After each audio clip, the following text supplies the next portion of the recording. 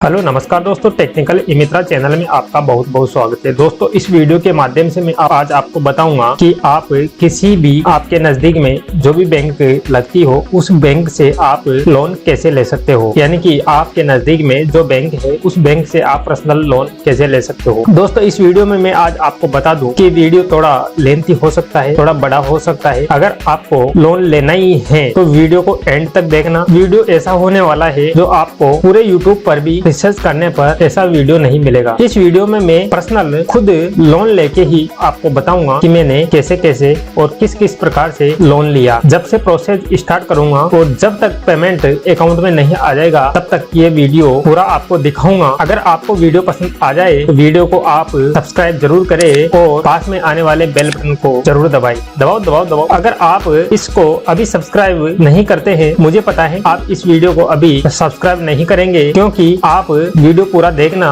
और वीडियो पूरा देखने पर अगर आपको वाकई में लोन लेने की पूरी प्रोसेस समझ में आ जाए तो वीडियो को यार सब्सक्राइब जरूर कर देना। फिर तो करना, अगर फिर भी आपको समझ में नहीं आए तो कम से कम डिसलाइक जरूर करना। इतने साथ तो आप कर ही देना। अगर समझ में आ जाए तो सब्सक्राइब करना और अपने दोस्तों के साथ शेयर करना, जिससे अपने दोस्तों को भी इसमें लोन लेने में हेल्पफुल सहायता प्राप्त हो। मैं आपको बता दूं कि लोन लेने के लिए सबसे पहले आपको कौन कौन से स्टेप फॉलो करने हैं, वो सारे स्टेप मैं इस वीडियो में आपको बता देता हूँ। सबसे पहले आपके पास डॉक्यूमेंट्स क्या क्या होने चाहिए। सबसे पहले अगर आपके पास डॉक्यूमेंट नहीं है तो आप जो मैं डॉक्यूमेंट बताऊं इन डॉक्यूमेंट्स को तैयार कर सकते हो, और ये डॉक्यूमेंट्स कहां पर तैयार होंगे वो भी जानकारी इस वीडियो के माध्यम से आपको बताऊंगा। सबसे पहले आपको आपकी एक SSO ID होनी चाहिए, क्योंकि यह फॉर्म जो मैं फॉर्म भर के बताऊंगा यह फॉर्म SSO ID पर ही भरेगा। आपको किसी भी बैंक में जाने की जरूरत नहीं है, किसी से भी कुछ कहने की जरूरत नहीं है, क्योंकि ये जो लोन मिलेगा यह पूरी प्रोसेस ऑनलाइन होगी और मैनेजर को ये लोन देना ही पड़ेगा। तो सबसे पहले आपके पास एक SSO ID होनी चाहिए। SSO ID आप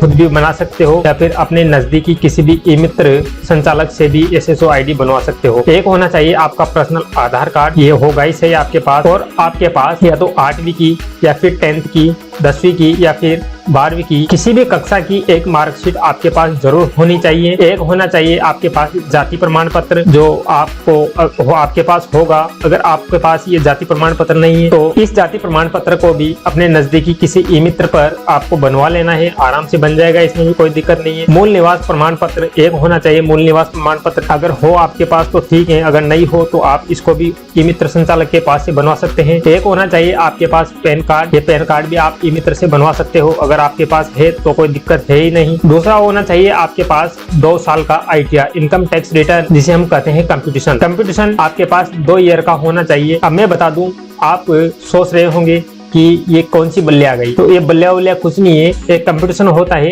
जो इसमें टैक्स टू विन में 2 ईयर तक आपको 240 रुपए हर वर्ष पे करने होते हैं, जिससे आपके पास में 2 ईयर का कंप्यूटेशन निकलता है। मैं दिखाता हूँ आपको कंप्यूटेशन किस प्रकार का होता है। इस प्रकार के होता है कंप्यूटेशन, जो ये मैंने पर्सनली मेरा कंप्यूटेशन बना रखा है। ये पूरा कंप्यूटेशन मैं आपको दिखा देता हूँ। ये रहा कंप्यूटेशन ऑफ इनकम, ये होता है आपका कंप्यूटेशन। अब ये कंप्यूटेशन कैसे बनेगा वो भी सारी जानकारी इस वीडियो में मैं आपको बताऊंगा। प्रोसेस पूरी रहेगी दोस्तों, वीडियो एंड तक देखना। ये रहा मेरे 2nd साल का कंप्यूटेशन, जो ये मैं 2-3 साल से वैसे ITR भरता हूँ, तो ये 2nd साल का मेरा कंप्यूटेशन है। ये कंप्लीट कंप्यूटेशन है। ये कंप्लीट आपका 2 ईयर का कंप्यूटेशन होना चाहिए। जो आपकी फाइल जब डिस्ट्रिक्ट से अपनी ब्रांच में, नजदीकी ब्रांच में आएगी, तब आपसे बैंक मैनेजर इस कंप्यूटेशन को मांगेगा। तो मैं बता दूं कि ये कंप्यूटेशन कैसे और कहां से बनेगा। कंप्यूटेशन अगर आप कुछ नॉलेजफुल हो तो आप टैक्स टू विन की वेबसाइट पर जाकर आप स्वयं भी 240 रुपए पे करके और इस कंप्यूटेशन को जारी कर सकते हैं। अगर आप इतनी ज्यादा जानकारी नहीं रखते हैं तो आपको अपने नजदीकी ई-मित्र संचालक के पास जाना है और उससे बोलना है कि यार मेरे ITR कंप्लीट भर दो, तो वो आपको आपके 240 रुपए पे करेगा और इनकम टैक्स डिपार्टमेंट से टैक्स टू विन में आपका 1 साल का 240 रुपए पे करके और आपका कंप्यूटेशन ITR भर देगा। ITR भर देने के बाद में 3-4 महीने लगते हैं। इसमें 3-4 महीने के बाद में एक टोल फ्री नंबर होता है टैक्स टू विन वाले के, उस पर आपको कॉल करना है और कॉल करने के बाद उनसे बोलना है कि मुझे कंप्यूटेशन की जरूरत है। तो आप जिस टाइम इसको ITR को भरेंगे उस टाइम आपने जो रजिस्टर्ड मोबाइल नंबर किए थे वो रजिस्टर्ड मोबाइल नंबर वो आपसे मांगेंगे, आपको वो रजिस्टर्ड मोबाइल नंबर दे देने हैं। रजिस्टर्ड मोबाइल दे देने के बाद में वो आपसे उसको कंफर्म करने के लिए आपके पास एक ओटीपी जनरेट करेंगे, आपको उसी टाइम वहां से वापस कॉल आएगा और आपके मोबाइल में जो ओटीपी आए हैं वो ओटीपी आपको उन्हें बता देना है। बता देने के बाद में इस कंप्यूटेशन फंड आईटीआर भरते समय आपने जो जीमेल लगाई थी उस मेल पर आपका ये कंप्यूटेशन बिल्कुल निकल जाएगा और इसको आपको प्रिंट कर लेना है। तो इस प्रकार आप कंप्यूटेशन को प्राप्त कर सकते हैं। उसके बाद में चाहिए आपको आपकी 2 पासपोर्ट साइज की फोटो, जो आप 2 फोटो जरूर मिलेगी आपके पास। और अगर आपके मकान है या फिर दुकान है, तो अगर मकान है तो मकान का आपके पास रजिस्ट्री पट्टा चाहिए, रजिस्ट्री नहीं है तो भी चलेगा लेकिन पट्टा तो हो, दुकान का भी हो तो पट्टा चाहिए। अगर आपके पास मकान दुकान कुछ नहीं है और यह पूरा बिजनेस आपने किराए की दुकान में कर रखा है, तो आपको उस दुकान का एक किराएनामा बनवाना होगा। जहाँ पर भी आपके ब्लॉग लगती है वहाँ पर एक किराएनामा आराम से बन जाएगा, तो भी कोई दिक्कत नहीं है। और हो सकता है आप अगर ये बिजनेस नहीं करते हो और कुछ दुकान के अलावा और कोई दूसरा बिजनेस करते हो, तो मुझे कमेंट बॉक्स में कमेंट करके जरूर बताना कि आप कौन सा बिजनेस करते हो। उस बिजनेस के हिसाब से मैं आपको और वीडियो बनाकर शेयर कर दूंगा। उसके बाद में एक होनी चाहिए आपके पास जीमेल आईडी। ये कंप्लीट आपके पास 10 दस्तावेज कंप्लीट होने चाहिए। तो अगर आपके पास 10 दस्तावेज हैं तो बिल्कुल आप लोन ले सकते हो। तो लोन लेने के लिए क्या प्रोसेस रहेगी, एक चाहिए आपको एक प्रोजेक्ट रिपोर्ट। जो ये प्रोजेक्ट रिपोर्ट आप या तो अगर आप कुछ नॉलेजफुल हो तो आप भी इस प्रोजेक्ट रिपोर्ट को तैयार कर सकते हो। अगर आपसे ये प्रोजेक्ट रिपोर्ट तैयार नहीं हो रही, जहाँ पर भी आप इस फॉर्म को ऑनलाइन करवाए वहां से भी इस प्रोजेक्ट रिपोर्ट को ई-मित्र वाला इसको कंप्लीट जनरेट कर देगा और इसको अपलोड कर देगा। तो कुछ प्रोजेक्ट रिपोर्ट में इस प्रकार दिखा देता हूँ। इसमें नाम वगैरह, आधार नंबर, पिताजी का नाम वगैरह और आपका गांव, जीमेल और आपको कितने रुपए लोन लेने हैं, वो सारी राशि किसके लिए, किस की वस्तु के लिए लेने हैं, क्या आप परचेज करना चाहते हो, उसके लिए आपको सारा विवरण इस प्रोजेक्ट रिपोर्ट में देना है। उसके बाद में कितनी पूंजी है, कितनी आपने लगा रखी है, कितनी क्या है, वो सारी कुछ जानकारी, कितने व्यक्ति काम करते हो, वो सारी जानकारी प्रोजेक्ट रिपोर्ट में भरनी होती है। तो अगर आपको ये प्रोजेक्ट रिपोर्ट नहीं बन रही तो इसी प्रोजेक्ट रिपोर्ट को मैं करेक्शन करके इसी वीडियो के डिस्क्रिप्शन में इसका लिंक दे दूंगा, तो आप इसे वहां से भी डाउनलोड करके इसमें कुछ करेक्शन करके और इसको फॉर्म में फिलिप कर सकते हो। उसके बाद में ये सभी दस्तावेजों को लेकर आपको ये फाइल ऑनलाइन करनी है। अब ऑनलाइन कैसे करते हैं वो सारी जानकारी मैं इस वीडियो में बता देता हूँ। सबसे पहले आपको अपने न्यू टैब में SSO टाइप कर देना है। जैसे ही आप SSO टाइप करेंगे तो SSO को आपको खोल लेना है। मैं फिलहाल के लिए यहाँ पर SSO खोल देता हूँ। SSO खोल देने के बाद में आपको सिटीजन पर क्लिक करना है। मैं यहाँ पर सिटीजन ऐप पर क्लिक कर देता हूँ। सिटीजन ऐप पर क्लिक करने के बाद में आपके सामने कुछ दूसरा इंटरफेस शो, उसमें अगर आपके सामने ये मुख्यमंत्री लघु उद्योग प्रोत्साहन योजना अगर शो हो रही है तो ठीक है, नहीं तो आपको अदर ऐप पर क्लिक कर देना है। जैसे ही आप अदर ऐप पर क्लिक करोगे तो आपके सामने मुख्यमंत्री लघु उद्योग प्रोत्साहन योजना का ऑप्शन शो होगा, आपको इस पर क्लिक कर देना है। जैसे ही आप इस पर क्लिक करोगे तो यह ओपन होगा और इसमें आपको दिखाई देगा। इसमें मैंने पहले अप्लाई कर रखा है इसलिए यहाँ पर मेरा फॉर्म कंप्लीट भरा हुआ आ रहा है। और अगर मैं यहाँ पर नया आवेदन करता तो ये कंप्लीट यहाँ पर खाली फॉर्म शो होता। तो आप मुझे कमेंट करके जरूर बताना कि इसका फॉर्म कैसे भरा जाता है। अगर आप इसका फॉर्म भरवाना चाहते हो तो आप अपने नजदीकी किसी भी ई-मित्र संचालक के पास में जाकर ये सब फॉर्म भरवा सकते हो। फिलहाल के लिए मैं आपको बता दूं कि मैंने फॉर्म कैसे भर रखा है। इसमें ये मैंने कंप्लीट फॉर्म भर रखा है। इसमें मेरा नाम वगैरह और सेवा और किस पर लोन लेना चाहता हूँ वो सारा इसमें बताया गया है। उसके बाद में जन आधार आईडी और नाम, डेट ऑफ बर्थ और कौन सी कैटेगरी है और कौन सी सेक्शन योग्यता आपकी है, कार्य का अनुभव कितने दिनों से है, वो सारी जानकारी इस फॉर्म में आपको भरनी है। आपका एड्रेस पूरा कंप्लीट इसमें शो करना है, जीमेल आईडी इसमें डाल देनी है। उसके बाद में सेम एड्रेस करके आपके आगे बढ़ जाना है। जैसे ही सेम प्रोसेस रहेगी उसके बाद में इसमें मैंने 6,30,000 रुपए फॉर्म अप्लाई करते समय वही भरे थे, कंप्लीट 6,30,000 रुपए भरे थे। उसके बाद में ये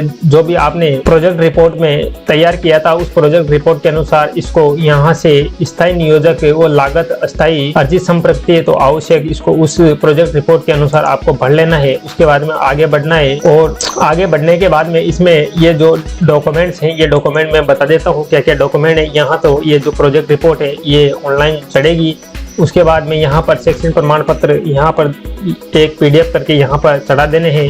लिए मैंने सभी दस्तावेज यहाँ पर चढ़ा रखे हैं। ये पैन कार्ड, आधार कार्ड वगैरह वगैरह सब दस्तावेज मैंने यहाँ पर कंप्लीट चढ़ा रखे हैं। उसके बाद में जो आपका फोटो है वो फोटो आपको यहाँ पर चढ़ा देना है। फोटो चढ़ाने के बाद में आपको आपकी जिस भी आपके नजदीकी ब्रांच है उस ब्रांच का नाम इसमें मेंशन कर देना है। IFSC code, MRC code, MIC code वगैरह सब आपको इसमें मेंशन कर देना है। उसके बाद में ये जो स्वीकृत है ये ऑटोमेटिक ऊपर से नीचे शो कर लेगा और उसके बाद में आपको टर्म्स एंड कंडीशन को शो करके और इसको सेंड कर देना है। तो इस प्रकार मैंने ये भर रखा है। कंप्लीट फॉर्म भर देने के बाद में यह फॉर्म आपका सबसे पहले अपने डिस्ट्रिक्ट पे जो जिला उद्योग केंद्र होता है उस जिला उद्योग केंद्र पर यह फॉर्म चला जाएगा। तो जैसे मैंने यह फॉर्म भरा 28/12/2020 को यह फॉर्म मैंने भरा, तो ये यहाँ से भर देने के बाद में 28/12/2020 को ये फॉर्म आवेदन नोडल अधिकारी को भेजा गया। अर्थात ये अपनी डिस्ट्रिक्ट में जो जिला उद्योग केंद्र होता है वहाँ पर ये कंप्लीट चला गया। उसके बाद में 28/12 को मैंने सेंड किया और 5/1 को आवेदन वित्तीय संस्थान से उसके जो सीनियर होते हैं उस सीनियर के पास में उसने नोडल अधिकारी ने यह ऊपर की ओर सेंड कर दिया। तो यहाँ पर यह 5/1/2021 को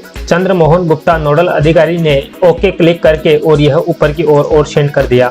उसके बाद में आवेदन नोडल अधिकारी को यह फॉर्म भेजा गया। तो आवेदन नोडल अधिकारी ने 23/6/2021 को यह फॉर्म सिस्टम पर लेकर और ये एक्सेप्ट किया। रिवार्टेड एज पर लेटर AF 50, ये मैं दिखा देता हूँ आपको ये कौन सा लेटर होता है वो भी दिखा देता हूँ। तो ये कंप्लीट 26/3/2021 को ये उसने एक्सेप्ट किया। उसके बाद में ये 6/10/2021 को आवेदन वित्तीय संस्थान को आपके जो भी मेरी नजदीकी ब्रांच थी उस ब्रांच में यह उस नोडल अधिकारी ने 6/10/2021 को वापस फॉरवर्ड किया। उसके बाद में मेरी जो संस्थान है, जो मेरी बैंक है, मेरे नजदीक की जो बैंक थी उस बैंक में 18/12/2021 को यह फॉर्म पहुंचा। ये मेरी ब्रांच के IFSC कोड है और इस ब्रांच में यह फॉर्म पहुंचा। इस ब्रांच में फॉर्म पहुंचने के बाद में इन्होंने ये स्वीकार किया और ये स्वीकार करने के बाद में जैसे ही इनके पास फाइल आती है, अब मैं बता दूं, जैसे ही जिला उद्योग केंद्र से आपकी फाइल आपकी ब्रांच में आएगी तो या तो आपको बैंक मैनेजर कॉल कर देगा, जो आपने फाइल ऑनलाइन करते समय जो रजिस्टर मोबाइल नंबर दिए थे उस रजिस्टर मोबाइल नंबर पर आपके ब्रांच मैनेजर आपसे कॉल करके बात कर लेगा। अगर ऐसा कभी ऐसा हो भी जाता है कि कहीं कारणों की वजह से बैंक मैनेजर अगर ज्यादा बिजी रहता है और आपकी फाइल आने के बाद भी वो कॉल नहीं करता, तो आप स्वयं भी बैंक में जाकर आप वहां से तलाशी कर सकते हो कि मेरी फाइल कंप्लीट आई हुई है तो सर उसका क्या हुआ। उसके बाद में बैंक मैनेजर स्वयं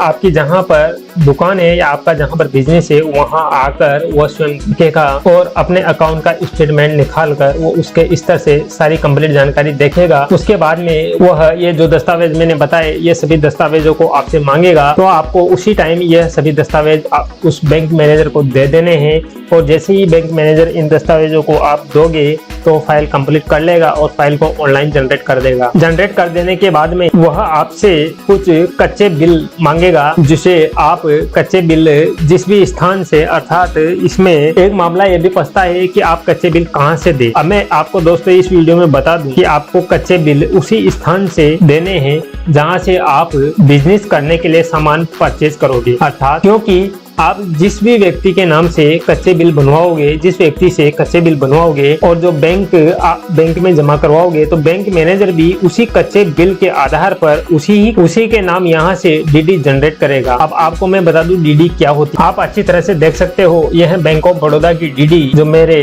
बनी थी जिस टाइम मैंने 4,40,000 रुपए के लोन के लिए अप्लाई किया था, तो ये कंप्लीट DD बैंक ने मेरे लिए दी थी। तो ये DD RK कंप्यूटर्स के नाम से बनी थी। ये यहाँ पर आपको एड्रेस दिख रहा होगा, इसमें मैं ज्यादा दिखा नहीं सकता। ये RK कंप्यूटर्स के नाम DD बनी थी। ये DD उसके नाम इसलिए बनी थी क्योंकि जब बैंक ने मेरे से कच्चे बिल मांगे थे उस टाइम मैंने RK कंप्यूटर्स से लाके ही कच्चे बिल ब्रांच को दिए थे। उसके बाद में जैसे ही मैंने कच्चे बिल ब्रांच को दिए उसके बाद में ब्रांच ने मेरे लिए ये कंप्लीट जितने का मैंने लोन लिया उतने लाख की ये DD मेरे लिए दी। और मैं बता दूं ये DD आपके अकाउंट में कभी भी नहीं आई, क्योंकि ये DD उसी व्यक्ति के नाम उसी के अकाउंट में क्लियर होती है जिस व्यक्ति के नाम से ये DD बनवाई जाती है। इस DD को एक्सेप्ट वही करेगा जिसके पास में GST नंबर इशू हो, अर्थात जो GST भरता हो वही इस DD को रिसीव करेगा। और उसी टाइम रिसीव करने के बाद में उसी से मैं एक चेक भी लाया था हैंड टू हैंड, तो वह चेक भी मैं आपको बता दूं, आपको इसमें 440, 500, 100 हो रहे होंगे।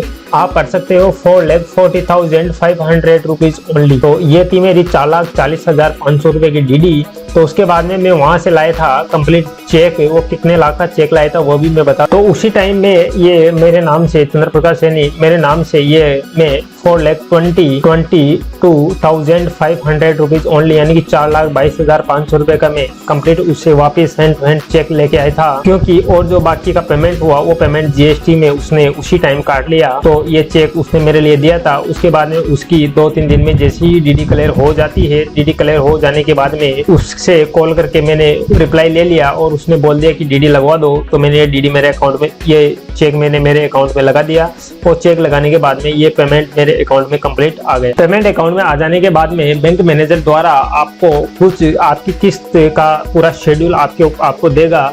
वो शेड्यूल कुछ इस प्रकार से होता है, जो मैं आपको दिखा दूं। इस प्रकार ये किस्तों का कुछ शेड्यूल होता है। इसमें कंप्लीट 60 किस्तें मेरी हैं। तो इसमें कितने कितने रुपए की किस्त आती है वो सब इस शेड्यूल में मेंशन किया हुआ है। उस हिसाब से आपकी सेविंग अकाउंट से ये किस्त करती रहेगी। जैसे जैसे इसमें मेंशन किया हुआ है वैसे वैसे आपकी किस्त कट जाएगी। और ये जो लोन था ये सब्सिडी अंडर लोन था। ये सब्सिडी, इसमें बिना ब्याज का लोन है, इसमें सब्सिडी। उसके बाद में ये कंप्लीट लेने के बाद में आपसे ब्रांच से कुछ आप उस डीडी के माध्यम से जो भी सामान परचेज करोगे, उस सामान के माध्यम से आपको कुछ ओरिजिनल जो आपके जीएसटी वाले जो बिल हैं वो बिल आपको बैंक तक, जितने पेमेंट की आपकी डीडी बनी थी उतने पेमेंट तक का बिल आपको ब्रांच में पहुंचा देना है। तो आप वो ब्रांच में पहुंचा देने के बाद में बैंक मैनेजर आपकी जो बैंक में एक फाइल बनती है, उस फाइल में उन बिलों को अटैच करके उनके हिसाब से सुरक्षित वो रख देता है। उसमें सुरक्षित रखने से कभी कभी उनको अगर जरूरत पड़ जाए तो आगे तक पहुंचाना पड़ता है। तो अब मैं बता दूं इसमें सब्सिडी का क्या क्या प्रावधान है और कैसे कैसे इसमें सब्सिडी आती है, वो सारी जानकारी भी मैं अभी इसमें बताता हूँ। वीडियो थोड़ा लेंथी हो सकता है लेकिन जानकारी कंप्लीट मिलेगी। इसमें 75% लोन गवर्नमेंट आपको, ये जो मुख्यमंत्री लघु उद्योग प्रोत्साहन MLUPY योजना है, इस योजना में 75% तो राशि आपको गवर्नमेंट देती है और 25% राशि आपके द्वारा इसमें इंक्लूड की जाती है। तो इसमें आप अगर 1 लाख का लोन लेते हो तो 1 लाख में 75,000 रुपए गवर्नमेंट आपको देगी और 25,000 रुपए आपके होंगे। तो वो इस प्रकार होंगे कि आपके सेविंग अकाउंट में आपने अगर 1 लाख का लोन ले रहे हो तो आपको 25,000 रुपए आपके सेविंग अकाउंट में पहले से डलवाने होंगे और 75,000 रुपए का लोन आपकी ब्रांच करेगी।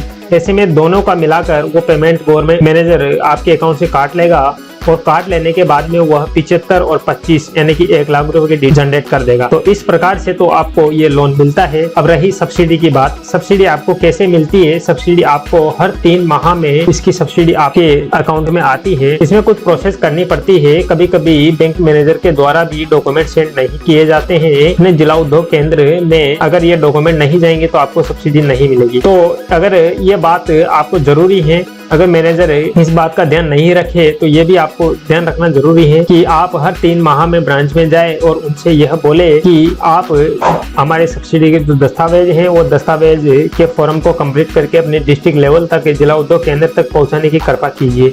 तो हर 3 माह में आपका एक काम रहेगा और आपकी सब्सिडी आपके अकाउंट में आती रहेगी। तो इस प्रकार लोन का कंप्लीट ये प्रोसेस होता है। और आपकी जो किस्त रही आपकी हर महीने में जो फिक्स 31, 30 या 29, 28 जितनी भी लास्ट तारीख होती है, उस तारीख के दिन आपकी शेड्यूल के अनुसार आपकी किस्त आपके सेविंग अकाउंट से कटती रहेगी। तो अब आप मुझे ये बताओ, अगर आपको वीडियो कंप्लीट पसंद आया हो तो वीडियो को सब्सक्राइब जरूर कीजिए और पास में आने वाले बेल बटन को प्रेस कीजिए और ज्यादा से ज्यादा लाइक, शेयर और कमेंट कीजिए, शेयर कीजिए और सब्सक्राइब कीजिए। और अपने दोस्तों के साथ, जिन दोस्तों को लोन लेने में कुछ दिक्कत आ रही थी, तो इस वीडियो को उन दोस्तों तक ज्यादा से ज्यादा पहुंचा दीजिए ताकि उनको भी लोन का जो भय है कि लोन किस प्रकार दिया जाता है वो सारी जानकारी उनको भी मिल सके और वह भी अपने जीवन में कुछ कर सके। क्योंकि दोस्तों, अगर पेमेंट की कमी, पैसा की कमी होने के कारण बहुत से व्यक्ति कुछ भी नहीं कर पाते हैं, तो उन्हें यह वीडियो दिखाकर और लोन लेकर उनको लोन दिलवाकर ज्यादा से ज्यादा उनकी हेल्प कीजिए और वीडियो को उन तक पहुंचा दीजिए। तो मिलते हैं नेक्स्ट वीडियो के लिए, तब तक के लिए जय हिंद, जय भारत।